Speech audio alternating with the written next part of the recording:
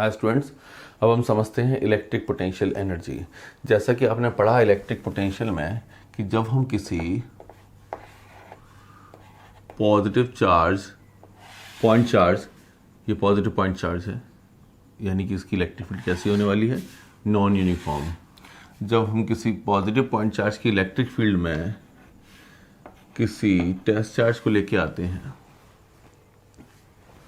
किसी point P पर, ठीक है, किसी चार्ज Q0 को लेके आ रहे हैं आप किसी पॉइंट P पर, तो इसे इन्फिनिटी से P तक लाने में जो वर्क डन करना होता है वो वर्क डन होता है 1/4 pi epsilon not epsilon R. अगर हम मीडियम ले रहे हैं, मीडियम किसी कंसीडर करके चल रहे हैं तो एप्सिलॉन आर लेंगे, एयर और वैक्यूम लेंगे तो एप्सिलॉन आर की वैल्यू 1 हो जाएगी, ऐसा हम जानते हैं। तो 1/4 pi epsilon not epsilon R into Q by Q not by R. R क्या है? आर ये डिस्टेंस है। आर इस पॉइंट चार्ज से इस ऑब्जर्वेशन पॉइंट का डिस्टेंस है जहां तक आप लेके आए हैं। कहां से लाए हैं? इन्फिनिटी से P पॉइंट तक लाने में हमें इतना वर्क डन करना पड़ा, ये हम जानते हैं। क्लियर?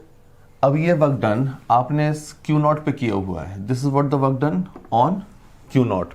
और जब Q0 इस Q की फील्ड में आ गया, जब Q0 इस Q की फील्ड में आ गया है, इस पॉइंट चार्ज की इलेक्ट्रिक फील्ड में आप Q0 को ले आए हैं और इस Q0 को लाने में आपने वर्क डन किया है, ठीक है। और जब Q0 आ गया तो यहाँ सिस्टम ऑफ टू चार्जेस बन गया है। ध्यान से सुनिए, in bringing Q0 we have done work.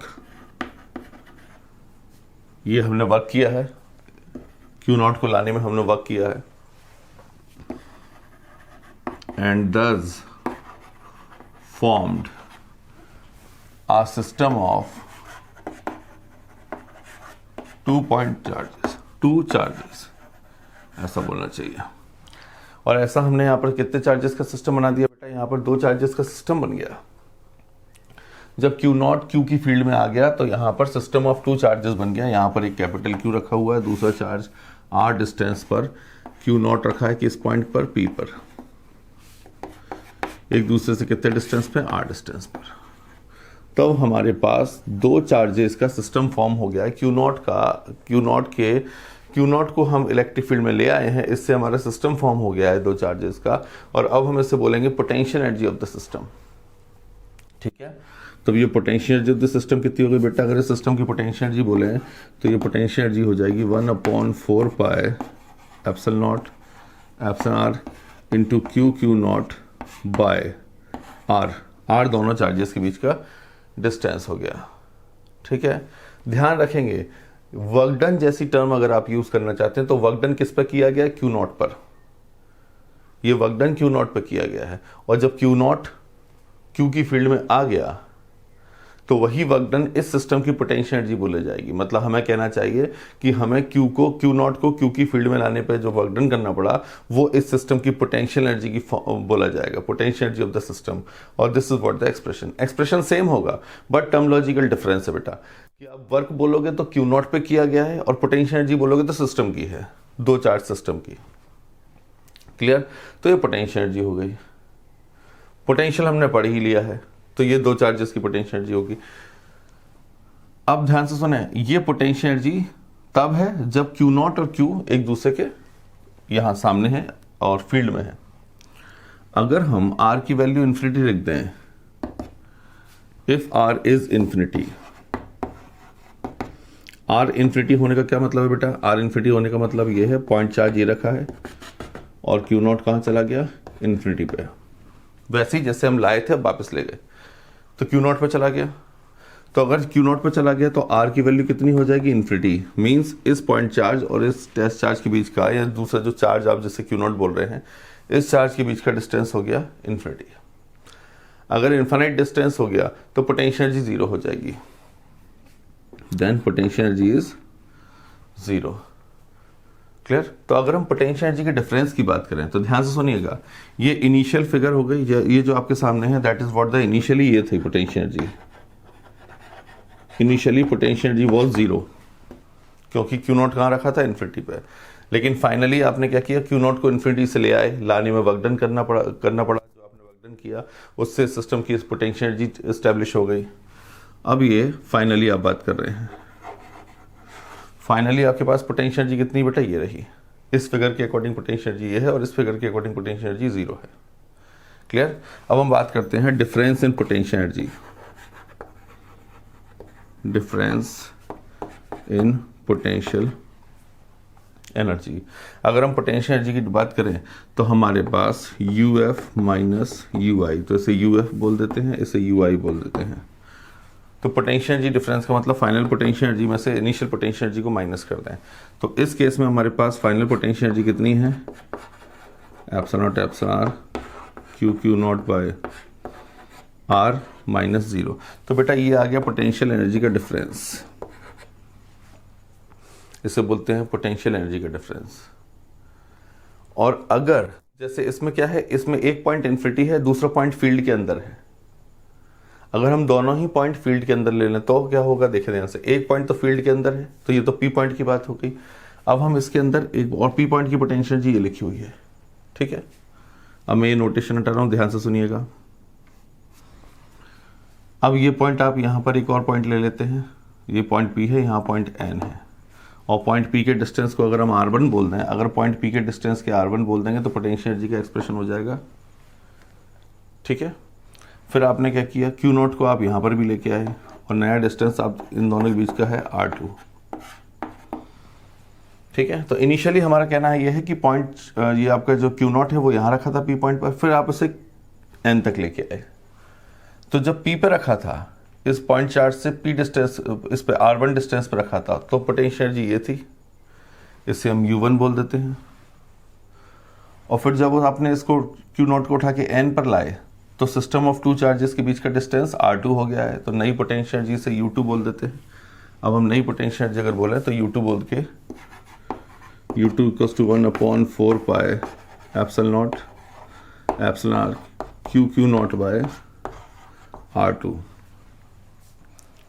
अब ये दोनों पोटेंशियल एनर्जीज ध्यान सुनेंगे बेटा, इसमें दोनों ही केस में सिस्टम के बीच, सिस्टम इलेक्ट्रिक फील्ड में है दोनों ही केस में। अगर हम ये वाला केस लेते हैं तब भी सिस्टम इलेक्ट्रिक फील्ड में, ये वाला केस लेते हैं तब भी इलेक्ट्रिक फील्ड में है।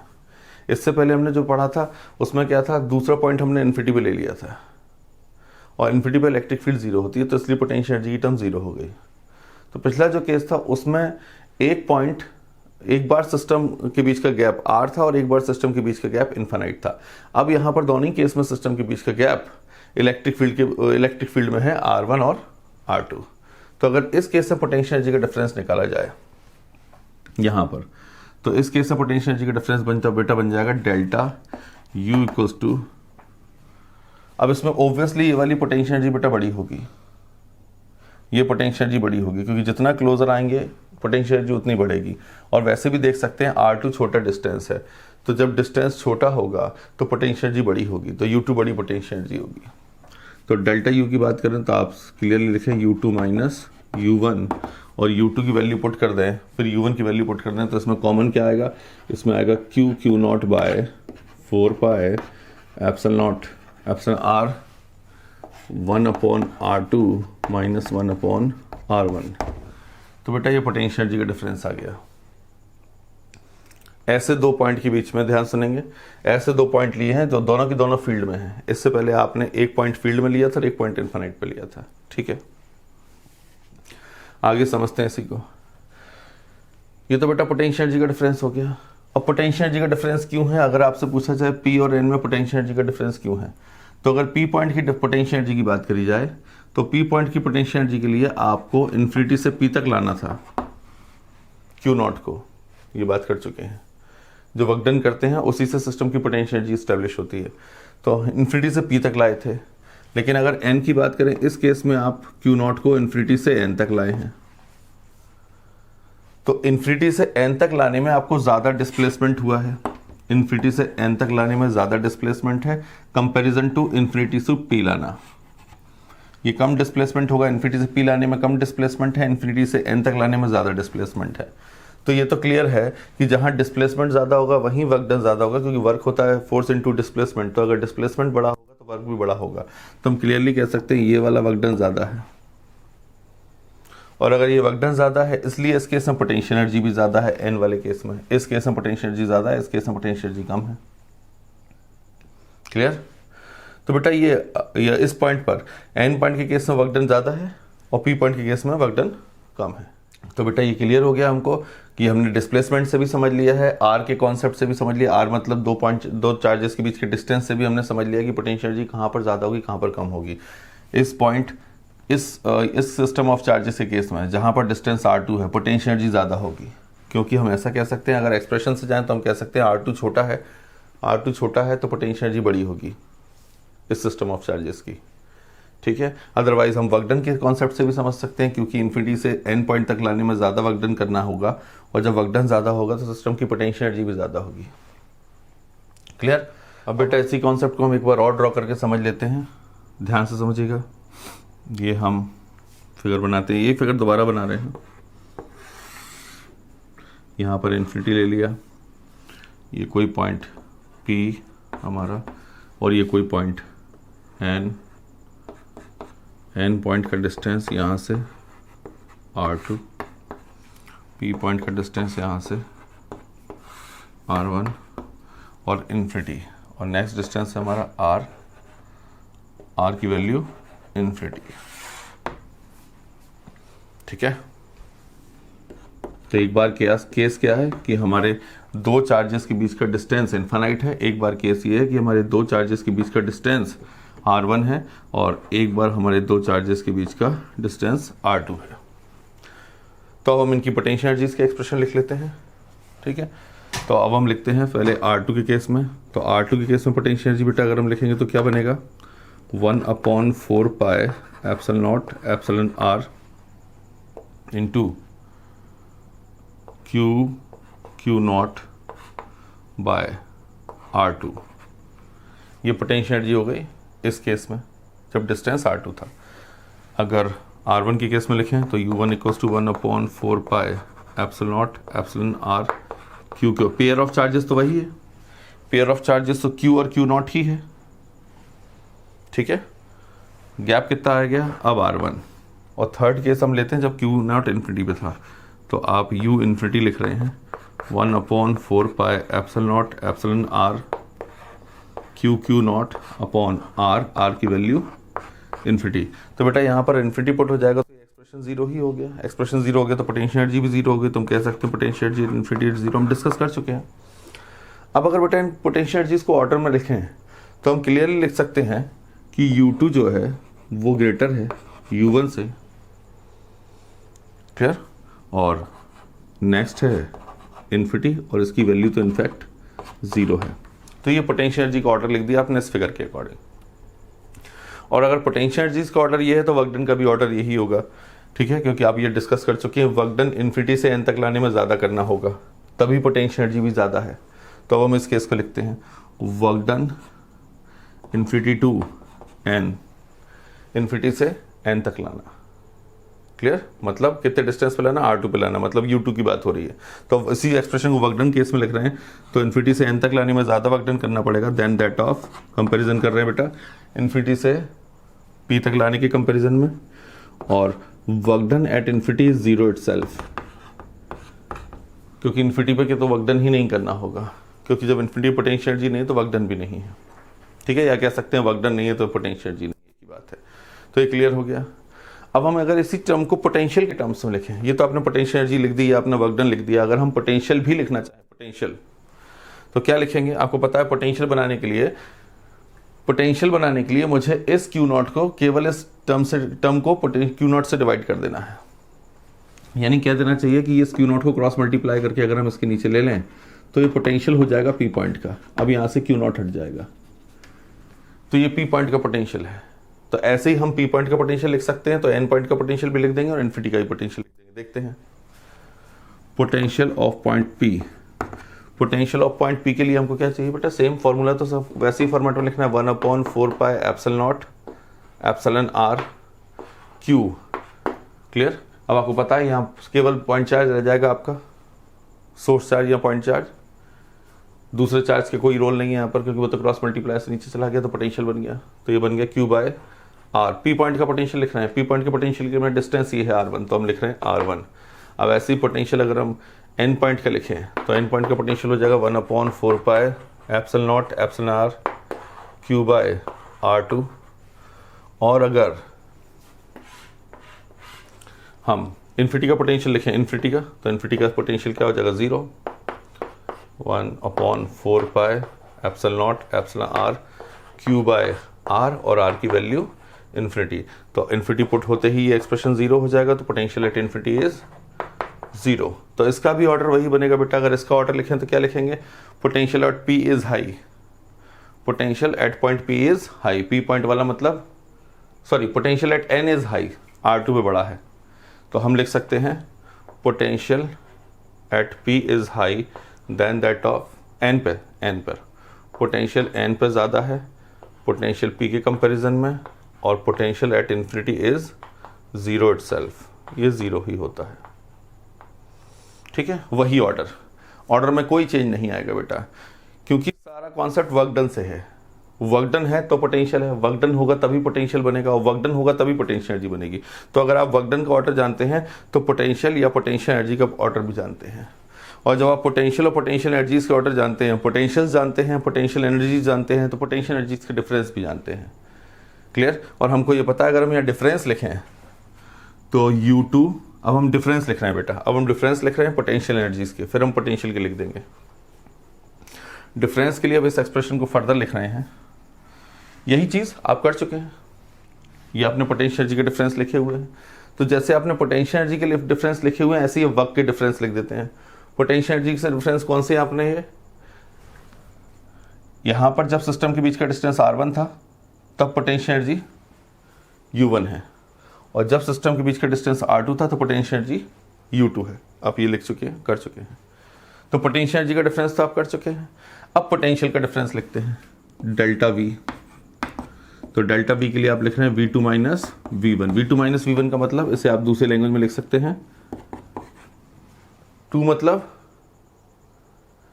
जब पोटेंशियल एनर्जी U2 थी, तो पोटेंशियल एनर्जी U2 कब थी बेटा, पोटेंशियल एनर्जी U2 तब थी जब आप N पे थे।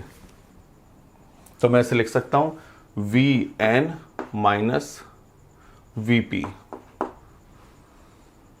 और इस केस में हाई पोटेंशियल होगा। जहां पोटेंशियल एनर्जी हाई होगी वहां पोटेंशियल भी हाई होगा, क्योंकि वर्क डन हाई है। सारे कॉन्सेप्ट एक ही हैं, देखो कि उसमें कोई डिफरेंस नहीं है।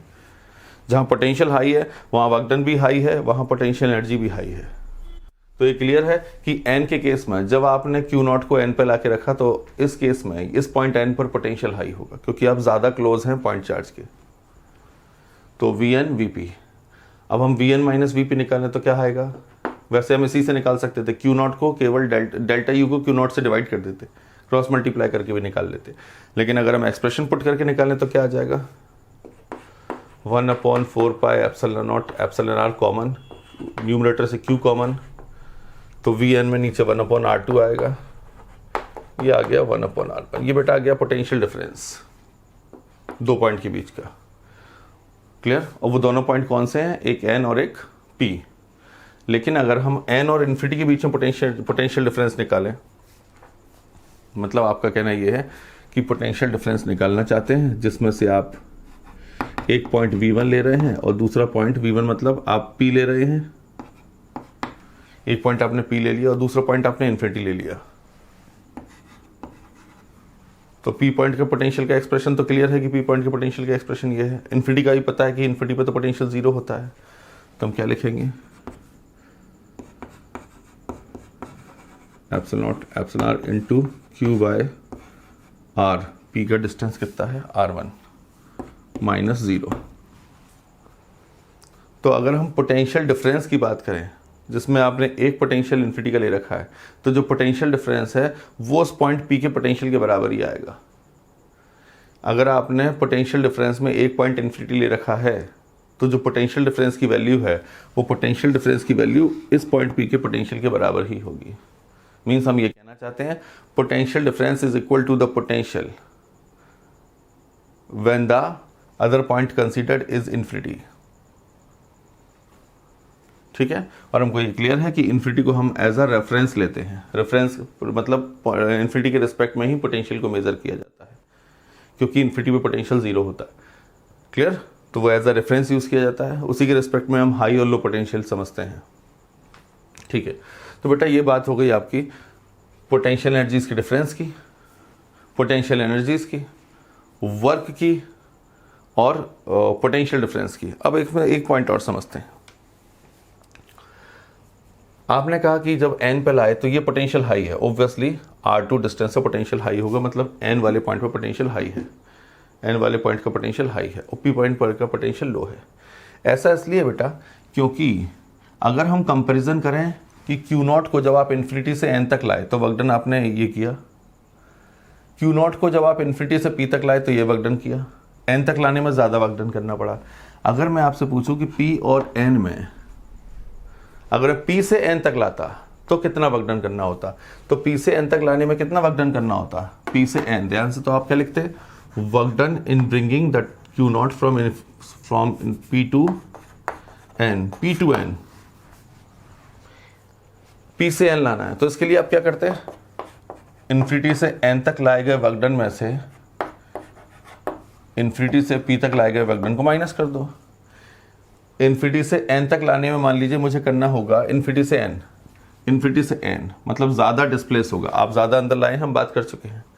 मान लीजिए हमने 6 जूल किया, तो फिर इन्फिनिटी से p तक लाने में हमको कम ही करना होगा। मान लो हमने इन्फिनिटी से p तक लाने में किया 2 जूल, तो हमारा डिफरेंस कितना रहा, 4 जूल।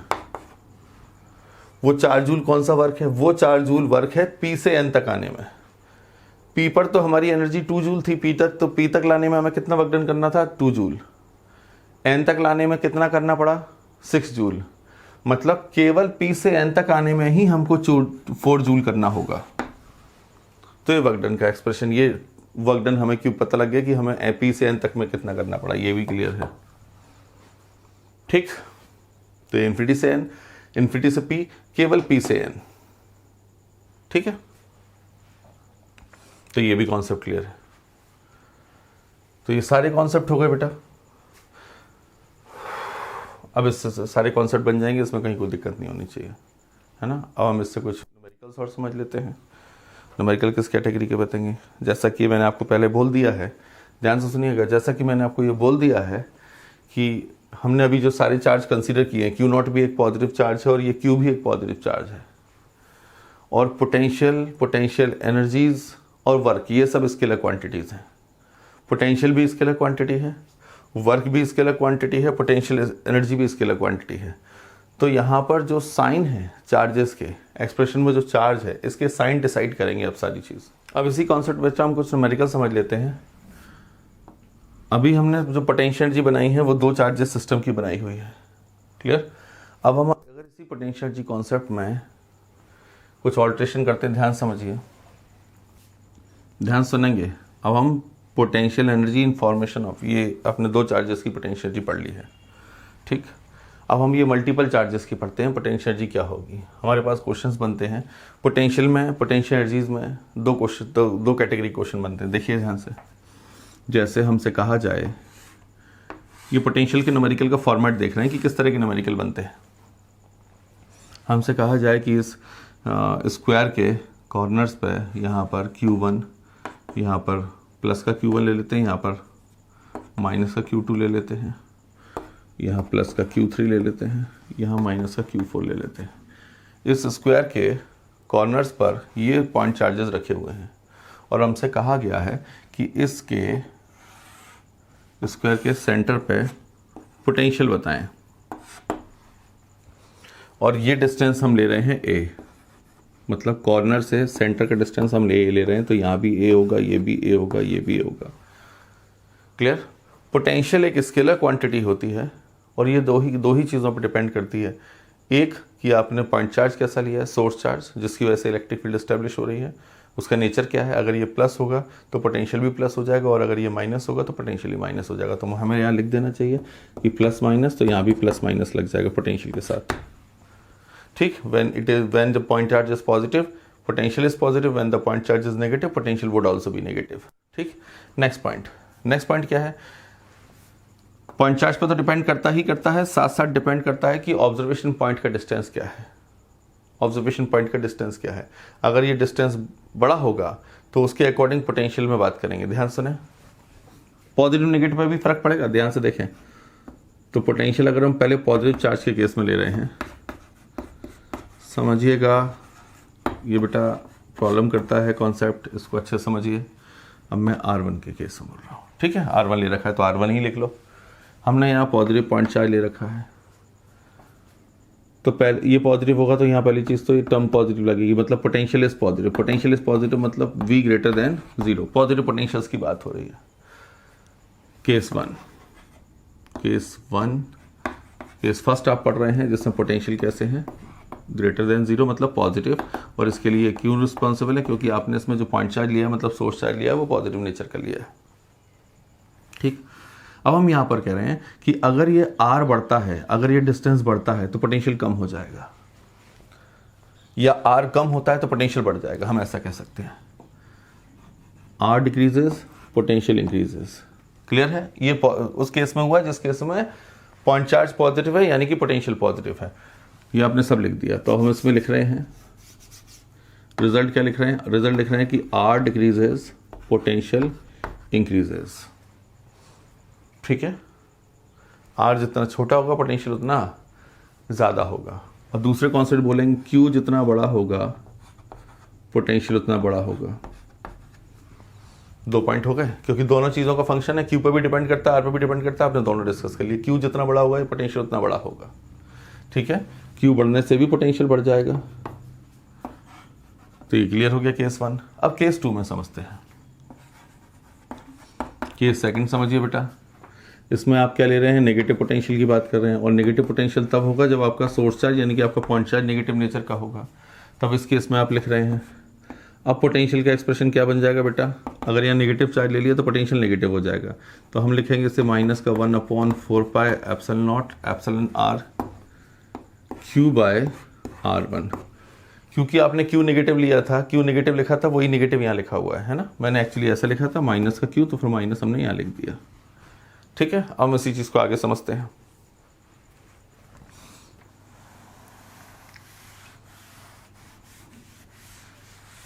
ध्यान से समझना बेटा। अब यहाँ पर ये तो मैग्नीट्यूड है, यहाँ नेचर लगाइए, अलग से लगाए माइनस। ध्यान सुनेंगे, अगर हम R1 को बड़ा ले लें, जैसे हम इसी केस से बात करें, R1 को छोटा ले लें, R1 को छोटा लेने से ये टर्म बढ़नी चाहिए थी। अगर ऐसा होता तो आपने कहा R1 छोटा होगा तो ये बड़ा होगा, रेसिप्रोकल का रिलेशन है। लेकिन बेटा R1 छोटा होगा तो पोटेंशियल बढ़ेगा तो, लेकिन पोटेंशियल नेगेटिव का है, बढ़ेगा बट नेगेटिव वैल्यू का है, और नेगेटिव वैल्यू का होने का मतलब हम उसे लो बोलते हैं। मतलब जितना ये VP बढ़ेगा, जितना ये पोटेंशियल बढ़ेगा उतना ही वो नेगेटिव होगा, और जितना नेगेटिव होगा उतना लो होगा। क्लियर। तो हम यहाँ क्या बोलते हैं, R डिक्रीजेस, V डिक्रीजेस, क्योंकि वो नेगेटिव में इंक्रीज कर रहा है, और नेगेटिव में इंक्रीज करने का मतलब लो हो रहा है। दूसरे कॉन्सेप्ट से समझ आए। अब हम इस चार्ज को बढ़ा के कहते हैं, तो आप चार्ज को जितना बढ़ाएंगे बेटा ये पोटेंशियल उतना ही बढ़ेगा, लेकिन नेगेटिव का बढ़ेगा, और नेगेटिव में बढ़ रहा है मतलब डिक्रीज हो रहा है, तो हम उसे साइन को डिक्रीमेंट का लगा देते हैं। तो हम यहाँ पर भी ये कह सकते हैं कि चार्ज इंक्रीजेज, पोटेंशियल डिक्रीजेज। लेकिन ये केस तब हो रहा है जब आपने सोर्स चार्ज यानी कि पॉइंट चार्ज नेगेटिव नेचर का ले रखा है, जिसकी वजह से पोटेंशियल देख रहे हैं। अगर वो चार्ज नेगेटिव नेचर का है तो ये ऑर्डर रहेगा, ये कॉन्सेप्ट रहेगा, और जिसकी वजह से पोटेंशियल है वो चार्ज अगर पॉजिटिव नेचर का हुआ तो ये कॉन्सेप्ट रहेगा। क्लियर। तब हम इस केस में आ जाते हैं हमारे क्वेश्चन में, ये हमने समझ लिया। अब आगे देखते हैं। अब हम अगर इस पॉइंट की बात करें, ध्यान समझे बेटा, इस पॉइंट की बात करें, ऑब्जर्वेशन पॉइंट हमारा ये है, इस पॉइंट का नाम रख देते हैं P। तो बेटा डिस्टेंस तो सभी सोर्स चार्जेस से यानी कि पॉइंट चार्जेस से सेम है। आप पॉइंट चार्ज ले रहे हैं सारे, ये डिस्टेंस तो सेम है, तो डिस्टेंस का फर्क तो नहीं पड़ रहा है। डिस्टेंस की वजह से तो पोटेंशियल में कोई वेरिएशन नहीं आएगा, क्योंकि डिस्टेंस तो सभी के पास सेम है। तो वेरिएशन आएगा बेटा इनके चार्जेस के मैग्नीट्यूड की वजह से, मतलब चार्ज कितना बड़ा या कितना छोटा है, दूसरा कि वो पॉजिटिव है या नेगेटिव है। तो अगर हम इस पॉइंट P के पोटेंशियल लिखें तो इस पॉइंट P पर 4 पोटेंशियल टर्म्स होंगी, Q1 की वजह से, Q2 की वजह से, Q3 की वजह से और Q4 की वजह से। तो पहले तो मैं पॉइंट P का पोटेंशियल लिख देता हूँ डायरेक्टली एक्सप्रेशन में। पॉइंट P का पोटेंशियल होना चाहिए बेटा V1 plus V2 plus V3 plus V4। ठीक है, यानी कि पॉइंट P का अगर आप पोटेंशियल लिखना चाहते हैं तो आपने कहा कि मैं इस पॉइंट P का पोटेंशियल लिखूंगा। इसमें V1, इस बात का ध्यान रखेंगे कि V1 V2 जब आप पुट करेंगे तो साइन के साथ पुट करेंगे। ठीक है, V1 V2 V3 V4 according to the sign put करेंगे। अकॉर्डिंग टू द साइन का क्या मतलब है, देखें अगर हम V1 का पोटेंशियल लिखें, मतलब इसका पोटेंशियल लिखें चार्ज Q1 की वजह से, तो ये क्या लिखा जाएगा बेटा, 1/4 pi epsilon R into positive Q1 by A। तो ये आपने पोटेंशियल लिख दिया V1, फिर आपने प्लस का साइन लगाया। आप तो नेट निकालना चाहते हैं तो नेट के लिए प्लस का साइन है। अब आप V2 लिखना चाहते हैं तो V2 क्या होगा बेटा, क्योंकि V2 मतलब Q2 की वजह से पोटेंशियल, और Q2 एक नेगेटिव नेचर का चार्ज है, तो आप क्या लिखेंगे, 1/4 pi epsilon R into negative Q2 by R, sorry A, distance तो सभी में सेम है। तो बेटा ये नेगेटिव यहाँ पर मल्टीप्लाई होकर इस एक्सप्रेशन में इस टर्म को नेगेटिव कर देगा। ठीक है, आगे बात करते हैं। V3 लिखें, V3 कैसा होगा बेटा, V3 Q3 की वजह से पोटेंशियल, Q3 एक पॉजिटिव चार्ज है तो आप पॉजिटिव लिखेंगे 1/4 pi epsilon R positive Q3 by A। और फोर्थ टर्म एक नेगेटिव चार्ज की वजह से है, तो हम क्या लिखें, सेम Q4 बाय A। तो बेटा ये नेट पोटेंशियल हो गया। This is what the potential at any point P।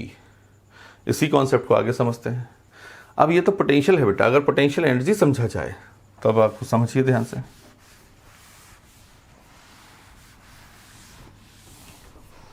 जैसा कि आपको ये पोटेंशियल एनर्जी की एक्सप्रेशन पर पता है कि पोटेंशियल एनर्जी किस पर डिपेंड करती है, पेयर ऑफ चार्जेस पर और उनके बीच के डिस्टेंस पर और फिर उन चार्जेस के नेचर पे, जैसा भी नेचर होगा, प्लस के हैं माइनस के हैं, दैट डिपेंड्स कि चार्जेस के नेचर क्या होंगे, चार्जेस के मैग्नीट्यूड्स क्या होंगे और उन चार्जेस के बीच का डिस्टेंस क्या होगा। क्योंकि पोटेंशियल एनर्जी में दोनों चार्ज आते हैं, दो चार्जेस, और पोटेंशियल में केवल सोर्स चार्ज आता है, एक ही चार्ज आता है। क्लियर, और पोटेंशियल एनर्जी में दो चार्ज आते हैं। तो अगर हम यहाँ पर ये अब हमारे पास जो system of charges, potential energy जैसी वर्ड यूज करने जा रहे हैं, पोटेंशियल एनर्जी जैसी टर्म सिस्टम ऑफ चार्जेस के लिए ट्रू है, केवल सिस्टम ऑफ चार्जेस पे लगता है पोटेंशियल एनर्जी जैसी टर्म बेटा। तो यहाँ पर कितने चार्जेस हैं हमारे पास, 4, सिस्टम ऑफ 4 चार्जेस। तो यहाँ पर अगर हम पोटेंशियल एनर्जी की बात करें तो यहाँ पर कितने कॉन्फ़िगरेशन हो सकते हैं वो समझिएगा। हम इसमें ये देखते हैं कितने पेयर बन सकते हैं, क्योंकि पोटेंशियल एनर्जी पेयर का फंक्शन होती है। कितने पेयर बन सकते हैं, कंडीशन की पेयर रिपीट ना हो। तो पहला चीज, पहले तो यहाँ पर एक पेयर ये बना Q3 Q2 का, तो मैं लिख देता हूं Q3 Q2 का एक पेयर बनेगा। ठीक है, एक दूसरा बना Q1 Q3 का, सॉरी Q1 Q2 का, तो हमने लिख दिया Q1 Q2 का, कोई भी रिपीट नहीं होना चाहिए। फिर आपने लिखा Q1 Q4 का, Q1 Q4 का, ये वाला पेयर हो गया। अब एक पेयर बना Q3 Q4 का, Q3 Q4 बन गया। अभी आप इसमें देखिए कहीं पर भी नंबर रिपीट नहीं हो रहा है, ये 1 2 है, ये 2 3 है, ये 1 4 है, ये 3 4 है, कहीं पर भी रिपीटेशन नहीं है। देखिए 3 2 रिपीटेशन, मतलब मैं ये कहना चाहता हूं अगर Q1 Q2 ले रहे हैं तो फिर Q2 Q1 नहीं लेंगे, क्योंकि वो तो सेम पेयर है, पेयर रिपीट नहीं होगा, तभी आप उसे पोटेंशियल एनर्जी में कंसीडर कर पाएंगे। तो ये इनमें से कोई एक लेंगे, या तो आप Q1 Q2 ले लें या Q2 Q1 ले लेंगे, दोनों नहीं लेंगे। ठीक है, क्योंकि वो सेम पेयर हो रहा है। अब देखिए, अब एक पेयर ये बनेगा Q2 Q4 का डायगोनल वाला, Q2 Q4 का डायगोनल पेयर। एक पेयर ये बन रहा है Q1 Q3। तो बेटा इस तरह हमारे पास कितने पेयर हो गए, 6 पेयर हो गए। तो अगर पोटेंशियल एनर्जी की टर्म लिखी जाए तो इसमें कितनी पोटेंशियल एनर्जी की टर्म होगी, इसमें 6 होगी बेटा, 6। तो एक हम किसके लिए लिख रहे हैं, Q2 Q3 के लिए, तो इसका नाम Q2 Q3, मतलब 2 3 लिख के हम ये बताना चाहते हैं 2 3 की वजह से बनने वाला पेयर। फिर एक पोटेंशियल एनर्जी, एक पेयर 1 2 की वजह से है, एक पोटेंशियल एनर्जी 1 2 की वजह से, फिर एक पोटेंशियल एनर्जी 1 4 की वजह से, फिर एक पोटेंशियल एनर्जी 3 4 की वजह से, ठीक है, और फिर एक 2 4 की वजह से, फिर एक 1 3 की वजह से। तो बेटा ये 6 टर्म हो गई पोटेंशियल एनर्जी की। क्लियर? अब हम इसकी वैल्यू कैसे पुट करेंगे? वैल्यू करने में कुछ नहीं करना, आपको डिस्टेंस यूज करनी है। पोटेंशियल एनर्जी में क्या यूज होता है? पेयर ऑफ चार्जेस, उनकी नेचर और उनके बीच का डिस्टेंस। अब इनकी वैल्यू पुट करते हैं। वैल्यू अगर पुट करी जाए तो U23 दिखा जाए, U23 मतलब ये वाला, इसमें क्या बनेगा? 1/4πε0 एप्सिलॉन r Q2, दोनों ही नेगेटिव हो गए क्या? अच्छा ये तो पॉजिटिव था, सॉरी। हाँ, Q2 नेगेटिव, तो Q2 नेगेटिव के साइन के साथ और Q3 पॉजिटिव के साइन के साथ, और दोनों के बीच का डिस्टेंस ये। ठीक है, अगर हम इस साइड को, ये वाले डिस्टेंस को r ले लें, ध्यान सुनेंगे, ऐसे ही ले रहे हैं डिस्टेंस, r ले लें, तो यहाँ क्या लिख दूंगा? r। अगर हम इसे एक्सप्रेशन में ले जाएं तो प्रॉपर्ली मैं एक काम कर देता हूँ, इसको, इस स्क्वायर की साइड को क्या बोलते हैं? इस स्क्वायर की साइड को L बोल देते हैं, बेटर है। हम स्क्वायर की साइड को L बोल देते हैं, और ये डिस्टेंस फिर कितना हो जाएगा? ये डिस्टेंस A है, और अगर हम इसे स्क्वायर की साइड में पुट करें तो ये डायगोनल का हाफ होगा, ये L स्क्वायर, ये भी L स्क्वायर, तो पाइथागोरस थ्योरम से ये hypotenuse L square plus L square हो जाएगा L√2। ठीक है, और L√2 का हाफ कर देंगे तो L/√2 हो जाएगा ये की वैल्यू।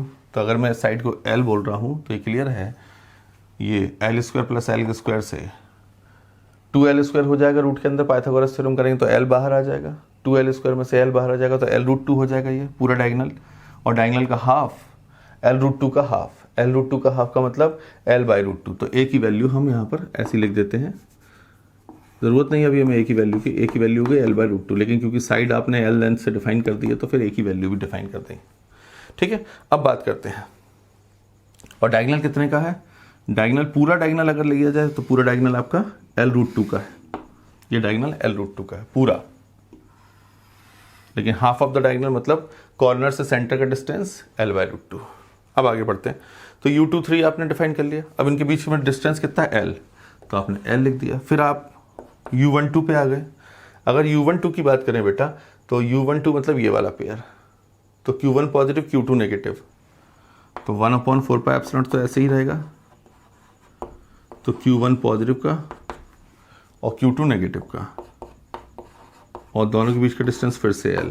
फिर आगे अगर हम 1/4 की बात करें तो 1/4 ये है बेटा, इसमें Q1 पॉजिटिव Q4 नेगेटिव, और दोनों के बीच का डिस्टेंस फिर L। तो ये अभी तो आपकी साइड्स चल रही हैं तो L ही रहेगा। ठीक, 1/4 में Q1 पॉजिटिव Q4 नेगेटिव, और दोनों के बीच का डिस्टेंस फिर से L। फिर आप नेक्स्ट ले रहे हैं, अब आपके लिए नेक्स्ट पेयर, ये आपने 1/4 ले लिया, अब आप ले रहे हैं 4/3, दैट्स इट, 3/4, दैट्स इट, 3/4 में फिर वही 1/4πε यहाँ भी ले लेंगे बेटा, है ना, 1/4πε तो यहाँ पर भी 1/4πε। अब आप 3/4, तो Q3 पॉजिटिव का और Q4 नेगेटिव का डिस्टेंस L, ये तो चारों साइड की हो गई। अब बेटा यहाँ पर दो डायगोनल पेयर बनेंगे, एक डायगोनल ये है, एक डायगोनल ये है, और डायगोनल की लेंथ कितनी बेटा? क्योंकि साइड L है तो पाइथागोरस थ्योरम से ये हाइपोटेन्यूज कितना हो गया बेटा, हम डिस्कस कर चुके हैं, 2L स्क्वायर रूट के अंदर, तो ये लिखा जाएगा L√2, डायगोनल की लेंथ L√2, तो ये L√2 है तो ये डायगोनल भी L√2 ही होगा, ये वाला डायगोनल भी, दोनों डायगोनल L√2 हो गए क्योंकि स्क्वायर है। अगर हम इस डायगोनल की वजह से पोटेंशियल एनर्जी निकालें, 6 टर्म है ना, तो 4 तो डिस्कस हो गई साइड वाली, अब ये 2 टर्म और, तो यहाँ पोटेंशियल एनर्जी का एक्सप्रेशन क्या होगा बेटा? 1/4πε0 Q1 Q3 दोनों ही चार्ज पॉजिटिव हैं, और उन दोनों पॉइंट चार्जेस के बीच का डिस्टेंस कितना बेटा? L√2, तो आपने L√2 लिख दिया। ठीक, फिर एक पोटेंशियल एनर्जी की टर्म और आएगी इस डायगोनल की वजह से, इसमें दोनों चार्ज नेगेटिव हैं, तो नेगेटिव नेगेटिव मल्टीप्लाई होकर फिर से पॉजिटिव दे देंगे, तो ये क्या बनेगा? 1/4πε0 इंटू Q2 Q4 दोनों ही नेगेटिव थे, तो Q2 Q4 मल्टीप्लाई होकर पॉजिटिव हो गए, इसलिए मैं माइनस साइन नहीं लगा रहा हूँ, और दोनों के बीच का डिस्टेंस कितना हो गया बेटा? L√2। तो इस तरह बेटा हमारे पास ये टोटल पोटेंशियल एनर्जी आ गई है सिस्टम की।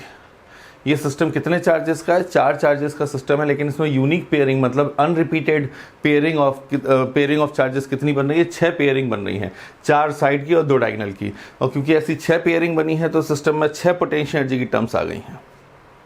क्लियर? तो आपने यहाँ पर एक बात का ध्यान रखें, जैसे मैंने इसमें डिस्कस किया था कि पोटेंशियल एनर्जी क्योंकि स्केलर क्वांटिटी है, पोटेंशियल स्केलर क्वांटिटी है, वर्क स्केलर क्वांटिटी है, तो यहाँ पर नेचर ऑफ चार्ज से भी डिसीजन दिया जाएगा। तो देखें ध्यान से कि यहाँ पर इस केस में जैसे यहाँ माइनस आया तो ये पोटेंशियल एनर्जी नेगेटिव हो गई, ये पोटेंशियल एनर्जी की टर्म पॉजिटिव नेगेटिव है, ये वाली पोटेंशियल एनर्जी की टर्म नेगेटिव है, क्लियर, ये वाली नेगेटिव है, ये वाली भी नेगेटिव है, ये पॉजिटिव है और ये पॉजिटिव है। तो इसमें कितनी नेगेटिव पोटेंशियल एनर्जी की टर्म्स हैं? 4 नेगेटिव पोटेंशियल एनर्जी हैं और 2 पॉजिटिव पोटेंशियल एनर्जी हैं। तो इसका नेट क्या होगा ये इनके मैग्नीट्यूड से डिसाइड होगा, क्लियर है। तो अगर नेगेटिव का मैग्नीट्यूड बड़ा हुआ तो नेट रिजल्टेंट नेगेटिव में चला जाएगा, और अगर पॉजिटिव का मैग्नीट्यूड बड़ा हुआ तो नेट रिजल्ट पॉजिटिव में चला जाएगा। कहने का मतलब ये है, मान लीजिए इन चारों का रिजल्टेंट, इन चारों नेगेटिव पोटेंशियल एनर्जी की वैल्यू -6 जूल आ रही है, और ये जो 2 पॉजिटिव पोटेंशियल एनर्जीज हैं इनकी वैल्यू 8 जूल आ रही है पॉजिटिव की। तो रिजल्ट क्या आ जाएगा? पॉजिटिव का 2 जूल। तो नेट पोटेंशियल एनर्जी पॉजिटिव का 2 जूल हो जाएगी इन दैट केस, क्लियर। ऐसे ही हम यहाँ पर पोटेंशियल की बात करते हैं, मैंने बोला पोटेंशियल भी स्केलर क्वांटिटी, तो उसमें भी nature of charge role play करेगा।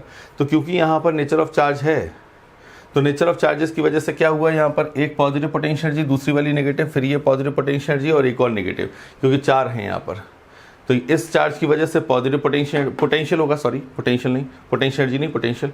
तो इस चार्ज की वजह से इस पॉइंट पर पॉजिटिव पोटेंशियल है, इस चार्ज की वजह से इस पॉइंट पर नेगेटिव पोटेंशियल है, इस चार्ज की वजह से इस पॉइंट पर नेगेटिव पोटेंशियल है, और इस चार्ज की वजह से इस पॉइंट पर पॉजिटिव पोटेंशियल है। तो पोटेंशियल की टर्म्स में आपके पास 2 पॉजिटिव पोटेंशियल आ रहे हैं और 2 नेगेटिव पोटेंशियल आ रहे हैं। तो नेट रिजल्ट भी इस पर डिपेंड करेगा कि नेगेटिव वाला बड़ा पोटेंशियल, नेगेटिव वाली वैल्यू ज़्यादा है कि पॉजिटिव वाली वैल्यू ज़्यादा है, क्लियर। तो ये बात हो गई आपकी पोटेंशियल्स पर। Hi students, welcome to the channel physics classroom. आज हम बात करते हैं सेम पोटेंशियल एनर्जी टर्मोलॉजी पे। जैसा कि हम पहले पढ़ चुके हैं कि सिस्टम ऑफ चार्जेस की पोटेंशियल एनर्जी जो होती है, सिस्टम ऑफ चार्जेस की जो पोटेंशियल एनर्जी होती है, वो पोटेंशियल एनर्जी दोनों चार्जेस के मैग्नीट्यूड, उनके नेचर यानी कि पॉजिटिव है या नेगेटिव है, और उनके बीच के डिस्टेंस पे डिपेंड करती है। मतलब अगर मैं पोटेंशियल एनर्जी की टर्म लिखूं तो U इक्वल्स टू क्या होना चाहिए बेटा? 1/4 pi epsilon r into Q1 Q2 by R12 क्या है? 1 और 2 के बीच के डिस्टेंस को हम R12 बोल रहे हैं। तो बेटा ये पोटेंशियल एनर्जी का एक्सप्रेशन होगा, क्लियर। 2 पॉइंट चार्जेस की, ठीक है। और अगर 3 पॉइंट चार्जेस की हो तो आपको ये क्लियर है कि यहाँ पर Q1 है, यहाँ Q2, यहाँ पर Q3 रख देते हैं। तो Q1 ऑलरेडी हमारे पास था, Q2 ऑलरेडी था, यहाँ Q3 रख दिया। तो बेटा इसमें कितनी पोटेंशियल एनर्जीज की टर्म होंगी? इसमें 3 टर्म होंगी पोटेंशियल एनर्जी की। एक पेयर ये बनेगा, एक पेयर ये बनेगा और एक पेयर ये बनेगा, क्लियर। Q1 Q2 के बीच के डिस्टेंस को हम R12 बोल रहे हैं, और Q3 Q2 के डिस्टेंस को R23 बोल रहे हैं, और Q1 Q3 के डिस्टेंस को हम R13 बोल रहे हैं। तो अगर हम पोटेंशियल एनर्जी की टर्म्स पूछे तो इसमें 3 बनेंगी।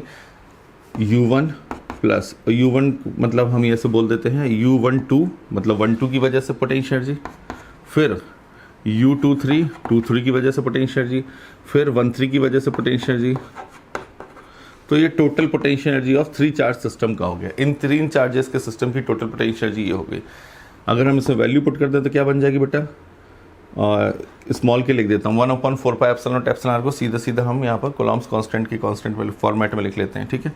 के Q1 Q2 by R12 plus ये एक पोटेंशियल एनर्जी हो गई।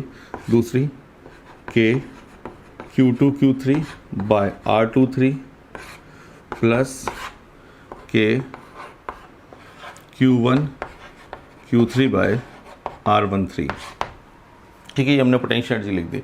अब जो भी इनके चार्जेस के नेचर हों वो चार्जेस के नेचर पुट किए जाएंगे।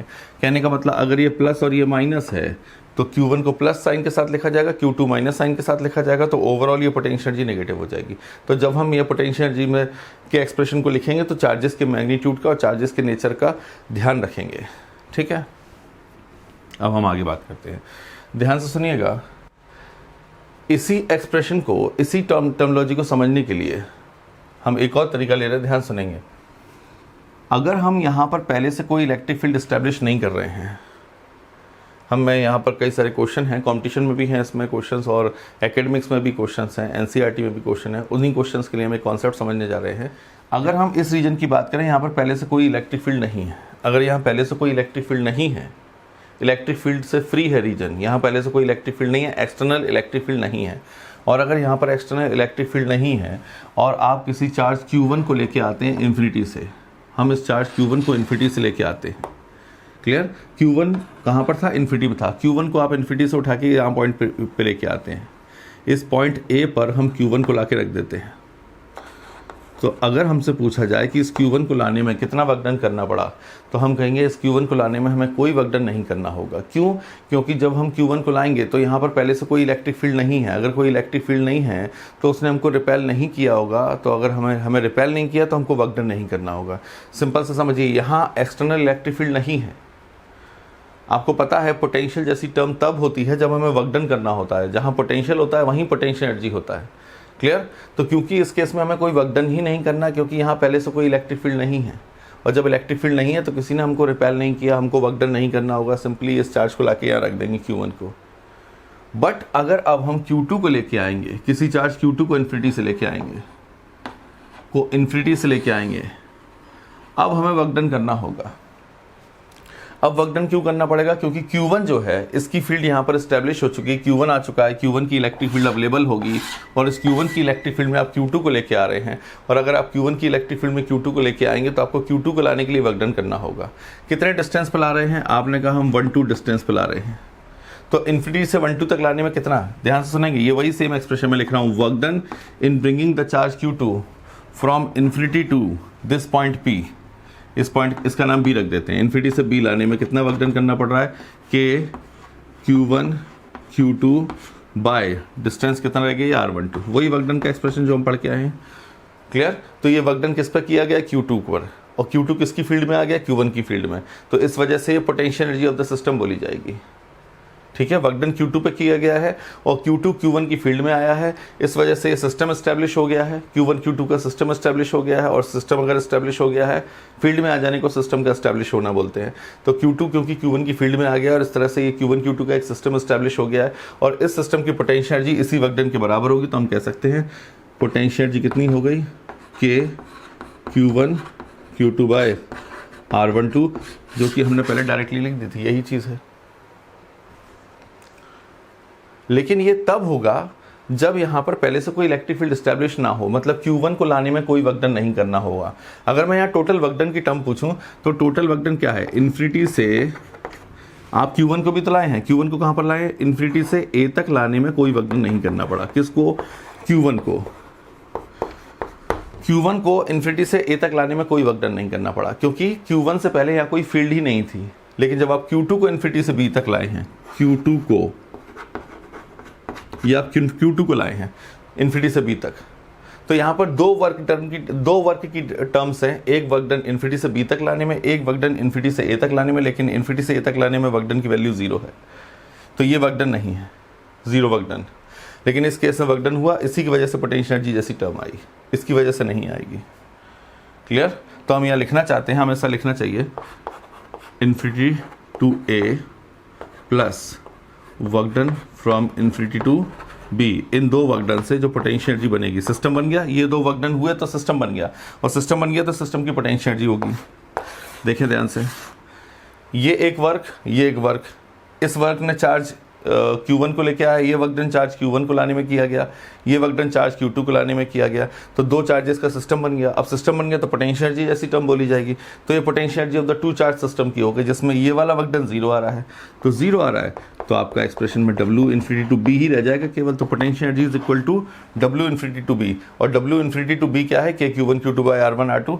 तो R12 इसलिए आपने ये लिखा K Q1 Q2 by R12, ठीक, इसमें कोई डाउट नहीं। अब हमको कुछ टर्म्स की समझने की जरूरत है बेटा, बस समझ लीजिए। Potential work done from infinity to P, figure के अकॉर्डिंग बना रहा हूँ। ये पॉइंट चार्ज, इस point charge, positive point charge की फील्ड में इन्फिनिटी से किसी डिस्टेंस, आप इन्फिनिटी से किसी चार्ज Q0 को लेके आए किसी पॉइंट P तक, और ये पॉइंट P का डिस्टेंस यहाँ से R है। तो इन्फिनिटी से P तक लाने में कितना वर्क डन किया? आप ये पढ़ चुके हैं, सब कर चुके हैं। इन्फिनिटी से P तक लाने में वर्क डन करना पड़ा स्मॉल के Q बाय R, क्लियर।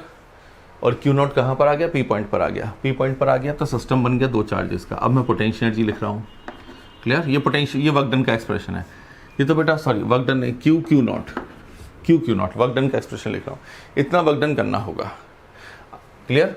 तो ये इन्फिनिटी से P तक लाने में किया गया वर्क डन है। अगर पोटेंशियल डिफाइन करें तो पोटेंशियल क्या होता है P पॉइंट का पोटेंशियल डिफाइन अगर आपको करना है तो आपको work done from infinity to P को उस चार्ज की वैल्यू से डिवाइड कर देना है जिस चार्ज को आप लेके आए हैं। हम Q नॉट को लेके आए थे तो Q नॉट की वैल्यू से डिवाइड कर दिया, तो ये पोटेंशियल ऑफ P बोला जाएगा। मतलब Q नॉट से जब एक्सप्रेशन डिवाइड हो जाएगा तो यहाँ पर रह जाएगा K Q/R। तो ये पोटेंशियल हो गया पॉइंट P का, क्लियर। अगर पोटेंशियल एनर्जी बोले सिस्टम की, क्योंकि अब Q पर इस पॉइंट चार्ज Q से R डिस्टेंस पर आपके पास एक चार्ज रखा है Q नॉट, तो अगर इस सिस्टम की पोटेंशियल एनर्जी का एक्सप्रेशन लिखें, इसी फिगर की बात कर रहे हैं। अब Q नॉट क्योंकि एस्टेब्लिश हो गया है P पोजीशन पर, तो ये सिस्टम बन गया है। सिस्टम बन गया तो पोटेंशियल एनर्जी क्या लिखेंगे, potential energy of the system is K Q नॉट/R। ये पोटेंशियल एनर्जी हो गई।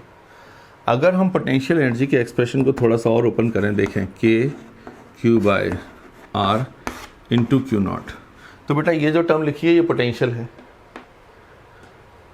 क्लियर। तो यहाँ पर हम पोटेंशियल लिख सकते हैं, पोटेंशियल।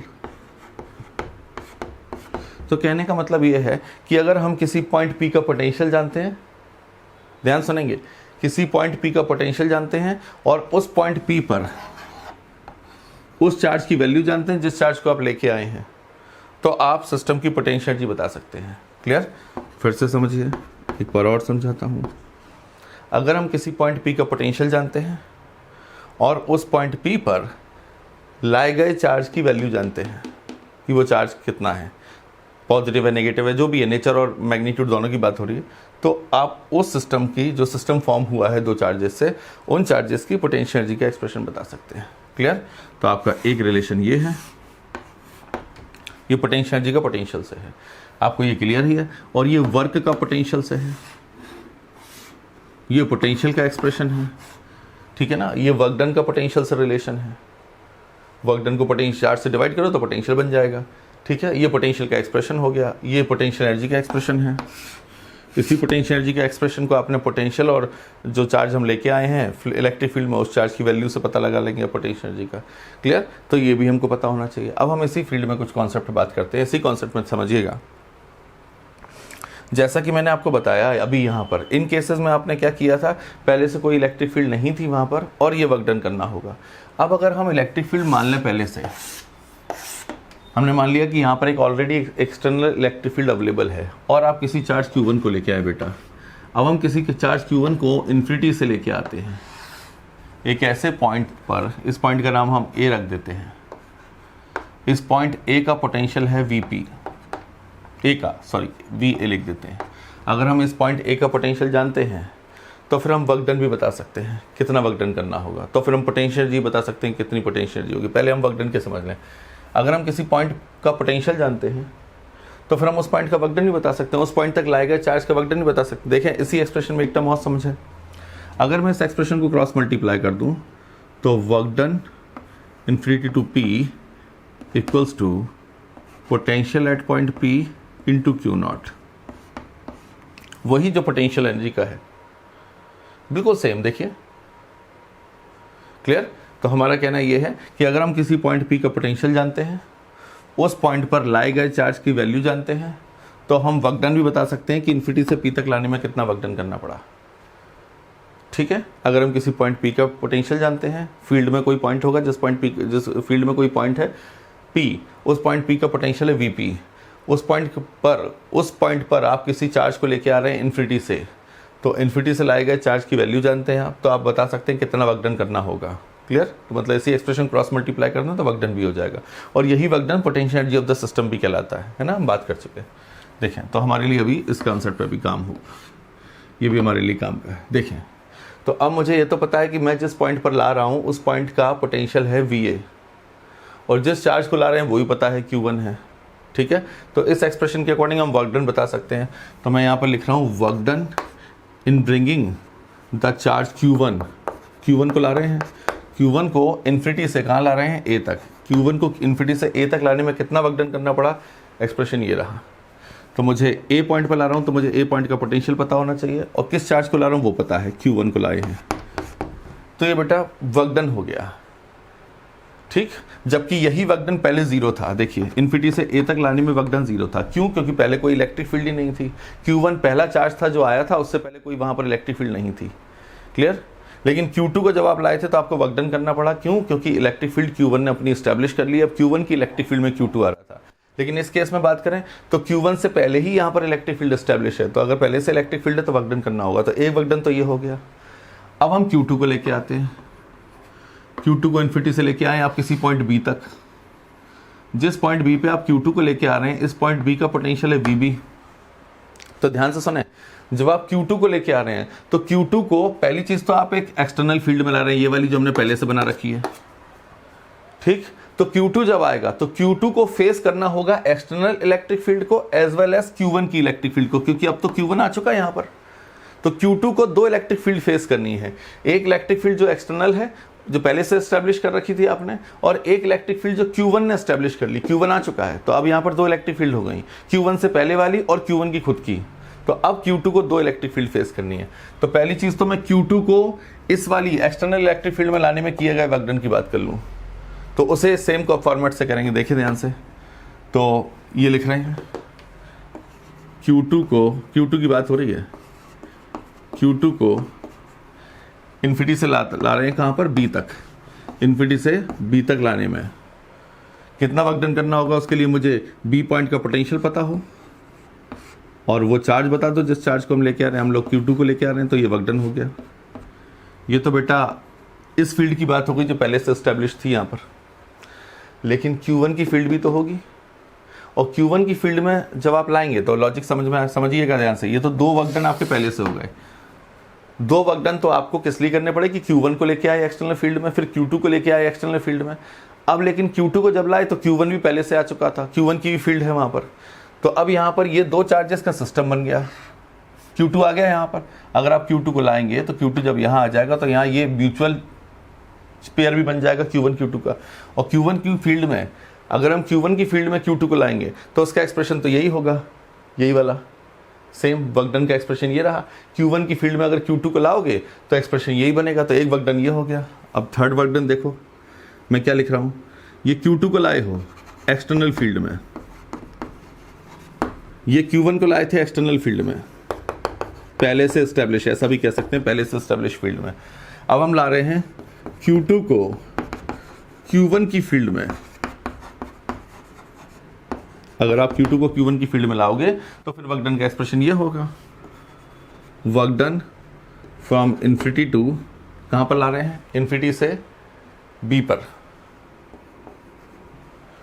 इन्फिनिटी से B पर ला रहे हैं। किसकी फील्ड में ला रहे हैं, Q1 की फील्ड की बात हो रही है। अब एक्सटर्नल फील्ड के लिए जो वर्क डन करना था वो लिख दिया, तो इन्फिनिटी से B, तो आप लिख रहे हैं कि Q1 Q2, क्योंकि Q1 की फील्ड में ला रहे हैं तो Q1 लिखा होगा, Q1 Q2 और दोनों Q1 Q2 के बीच का डिस्टेंस, और अगर इन दोनों के बीच का डिस्टेंस R है तो ये एक टर्म हो गई, इसकी वजह से ये तीसरी टर्म। तो टोटल 3 वर्क डन हो गए। जबकि हमारे पास पहले, ध्यान से सुनेंगे, पहले हमने ये क्लियर हो गया कि हमें पहले चार्ज को लाने में कोई वर्क डन नहीं करना पड़ा और दूसरे चार्ज को लाने में एक ही वर्क डन करना पड़ा, क्योंकि दूसरे चार्ज को जब हम लाए उसे केवल पहले चार्ज की इलेक्ट्रिक फील्ड में लाना पड़ा, ठीक है। लेकिन अगर इस केस में बात करें तो पहले चार्ज को लाने में ही वर्क डन करना पड़ा, फिर हम दूसरे चार्ज को लेके आए तो 2 वर्क डन करने पड़े। दूसरे चार्ज को पहले तो आपने जो पहले से एस्टैब्लिश इलेक्ट्रिक फील्ड है उसमें लाए और एज वेल एज Q1 की इलेक्ट्रिक फील्ड को भी झेलना पड़ा। तो अगर ऐसा करना पड़ेगा तो यहाँ पर हमारे पास ओवरऑल 2 वर्क डन Q2 के लिए हो जाएंगे, 1 वर्क डन Q1 के लिए हो जाएंगे, और 2 चार्जेस का सिस्टम बनने में टोटल 3 वर्क डन हो जाएंगे। क्लियर? जो कि अगर मैं एक्सटर्नल फील्ड हटा दूं तो मेरा ये वर्क डन नहीं होगा, ये वर्क डन नहीं होगा, केवल यही वाला होगा। अगर एक्सटर्नल फील्ड ना लें तो केवल यही होगा, तो एक ही टर्म आएगी, तो फिर आंसर यही हो जाएगा वापस, ठीक है। तो अब इस केस में कितने वर्क डन हो गए बेटा, इस केस में हमारे पास 3 वर्क डन हो गए। तो अब यहाँ पर 2 चार्जेस के सिस्टम को फॉर्म करने में कितनी पोटेंशियल एनर्जीज बनेंगी, 3। एक ये, तो मुझे पोटेंशियल एनर्जी लिख दूं टोटल, तो पोटेंशियल एनर्जी में कितने वर्क डन इन्वॉल्व हो रहे हैं, W इन्फिनिटी टू A, एक ये वाला, plus work done infinity to B, ये वाला, प्लस वर्क डन, इसे ऐसा बोल देता हूँ Q1 Q2, ऐसा बोल के क्लियर हो जाएगा कि हम Q1 की फील्ड में Q2 को ला रहे हैं। तो वर्क डन Q1 Q2। तो ऐसे अब हमारे पास 3 टर्म हो जाएंगे। क्लियर? तो हम इसे क्या लिखेंगे, पोटेंशियल एट P, जिस पे आप Q1 लेके आए हैं, प्लस पोटेंशियल एट P, नहीं सॉरी, इस पॉइंट को आप क्या बोल रहे हैं, A, तो मुझे A लिखना चाहिए, हाँ A पे लाए थे, सॉरी, तो P नहीं A, और दूसरा B, दूसरा सही है, ठीक है। पोटेंशियल एट A पता होना चाहिए, उसमें Q1 को लाए, प्लस B पॉइंट के लिए बात कर रहे हैं, Q2, B पॉइंट पे Q2 आया है, प्लस एक ये म्यूचुअल Q1 Q2 का, तो K Q1 Q2 by R12 क्या बेटा, दोनों के बीच के डिस्टेंस को हम R12 बोल रहे हैं अब, तो R12 भी बोल सकते हैं, तो R12 बोलते हैं तो ये और इजी दिखेगा, तो R12। तो बेटा ये टोटल पोटेंशियल एनर्जी हो गई इस 2 चार्जेस के सिस्टम की, और इस 2 चार्जेस को बनाने में, के सिस्टम को बनाने में ही 3 टर्म आ गई हैं। और अगर पहले से एक्सटर्नल फील्ड ना हो, अगर हम इस एक्सटर्नल फील्ड को हटा दें, एक्सटर्नल फील्ड अगर हम हटा देंगे तो ये टर्म हट जाएगी, ये वाली टर्म हट जाएगी, केवल यही रह जाएगी, क्योंकि ये कौन सी टर्म है, Q1 की फील्ड में Q2 के आने का, तो फिर यही एक टर्म रह जाएगी जैसा हमारा पहले था। जब हम एक्सटर्नल फील्ड नहीं लिया था, जब हमने एक्सटर्नल फील्ड नहीं ली थी, तो एक ही टर्म में आंसर आया था हमारा, 2 चार्जेस के सिस्टम को बनाने में एक ही टर्म आई थी। अब यहाँ पर 2 चार्जेस के सिस्टम को बनाने में 3 टर्म आ गई हैं एक्सटर्नल फील्ड को लाने की वजह से। तो जब एक्सटर्नल फील्ड हटा देंगे तो ये वाली वर्क डन नहीं होगा, ये वाला वर्क डन नहीं होगा, केवल ये वाला होगा जिसमें आप Q1 की फील्ड में Q2 को ला रहे हैं, तो यही रह जाएगा।